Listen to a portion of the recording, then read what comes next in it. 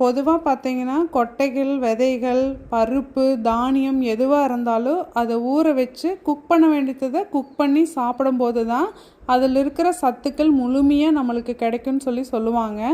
அதில் மெயினாக பார்த்தீங்கன்னா பாதாம் நைட்டு ஃபுல்லாக ஊற வச்சு காலையில் அதை தோலை நீக்கி சாப்பிடும்போது அதில் இருக்கிற பைத்திக் ஆசிட் எல்லாம் ரிமூவ் ஆயிரும். அதனால என்னன்னு கேட்டிங்கன்னா நியூட்ரிஷனல் அப்சார்ப்ஷன் நம்மளோட உடம்புக்கு பார்த்திங்கன்னா அதிகமாக இருக்கும் அப்படின்னு சொல்லுவாங்க.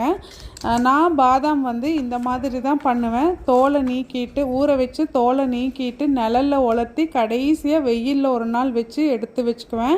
இதை வறுத்தும் சாப்பிட்லாம், இல்லை பொடி பண்ணி தண்ணியில் நல்லா கலக்கியும் நம்ம ஒரு ட்ரிங்க் மாதிரியும் சாப்பிட்லாம். எனக்கு இன்றைக்கி ஒரு ஆர்டர் வந்தது, அதை தான் ரெடி பண்ணி பேக் பண்ணி அவங்களுக்கு அனுப்பிச்சி வச்சேங்க.